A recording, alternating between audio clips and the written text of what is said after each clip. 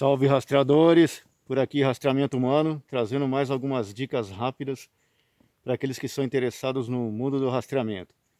A nossa dica de hoje é sobre o uso do bastão.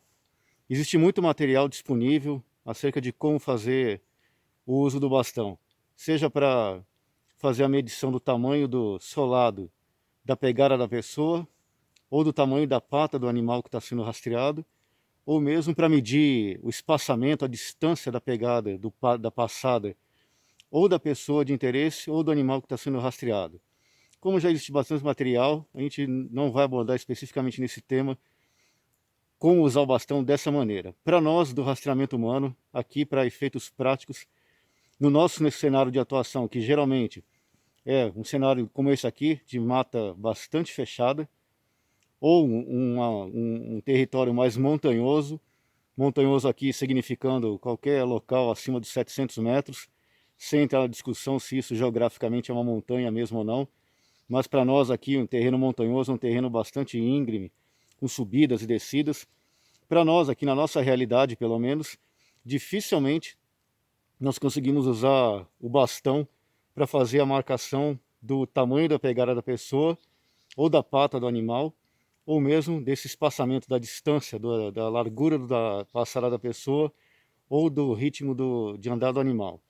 Para nós aqui, em razão desse ambiente com bastante vegetação, bastante pedras, troncos, subida, descida, é difícil encontrar uma sequência de rastros, ou da pessoa ou de animais, que permita fazer uma exata medida ou da própria pegada ou do espaçamento, distanciamento desse ritmo de caminhada. Para nós aqui, portanto, na nossa realidade pelo menos, de mata bastante fechada ou de ambiente mais montanhoso, para nós a realidade nós temos que colocar em prática usando o bastão de outra maneira. Esse bastão, primeiramente, ele pode ser ou um bastão qualquer, por exemplo, improvisado, por meio de fortuna, pegando no próprio local algum material que possa ser utilizado como bastão, especialmente se for leve, que vai facilitar bastante. Ou também pode ser usado esses bastões de caminhada comum. Existem várias marcas, modelos, em lojas de esportes, lojas de montanhismo, caça e pesca, existem bastante modelos disponíveis. A recomendação é pegar um forte, existem alguns bastante finos, tomar cuidado com esses bastante finos, às vezes eles não vão servir adequadamente para a prática do rastreamento. Mas para nós aqui, portanto, para a nossa realidade pelo menos, nós temos usado o bastão da seguinte, basicamente, de três formas. A primeira dela é para a questão de segurança, ou seja, nós vamos utilizando o bastão para, se tiver dúvida se o terreno do outro que nós estamos seguindo, ele está firme ou não, se tem algum charco, algum buraco, a gente pode fazer a testagem do terreno primeiramente, antes de avançar, ou mesmo para verificar se tem algum animal peçonhento. Ou seja, antes de colocar a mão para fazer a verificação do rastro de interesse, para abrir a vegetação, ou mesmo para fazer a progressão, a gente pode utilizar o bastão, por exemplo, dessa maneira aqui. Por exemplo, aqui está o terreno à frente, pode testar aqui se o terreno tem algum buraco ou não.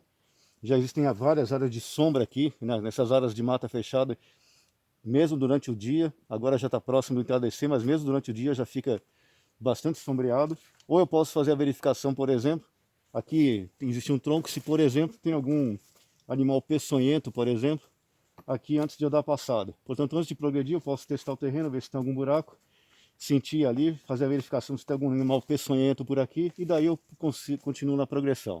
Essa é a primeira forma, portanto, para a segurança da equipe. A outra é servindo de apoio, ou seja, depois de várias horas rastreando, tendo que levantar, agachar, isso dá um desgaste bastante grande para o rastreador. Um bastão, por exemplo, um que aguente, portanto, um que seja mais reforçado, ele pode facilitar bastante e trazer um certo alívio em uma preservação de energia, porque ele pode servir de apoio. Por exemplo, ao invés de, em algumas situações pelo menos, eu ter que abaixar, agachar realmente para verificar o rastro, eu posso simplesmente apoiar o bastão aqui, por exemplo, apoiar aqui no meu peito, por exemplo, soltar as mãos e fazer a análise do rastro que me interessa. Eu estou apoiado aqui no bastão, ele aguenta. Depois eu verifico que eu tenho interesse, verifico se eu continuo seguindo aqui a sequência ou não, tiro o bastão e continuo. Essa é a segunda forma, portanto.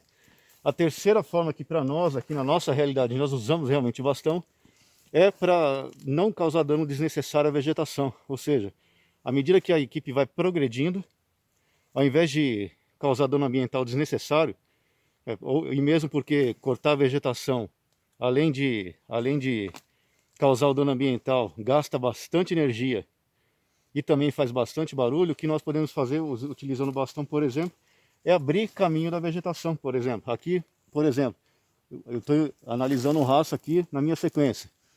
Ao invés de eu danificar a vegetação, cortar, por exemplo, para saber se a linha de rastro segue mesmo por ali, eu posso pegar o bastão aqui, colocar aqui do lado da vegetação, afastar essa vegetação, verificar toda essa área aqui, soltei, o bastão está preso, verificar toda essa área aqui de interesse, verificar se realmente o animal, a pessoa passou por aqui.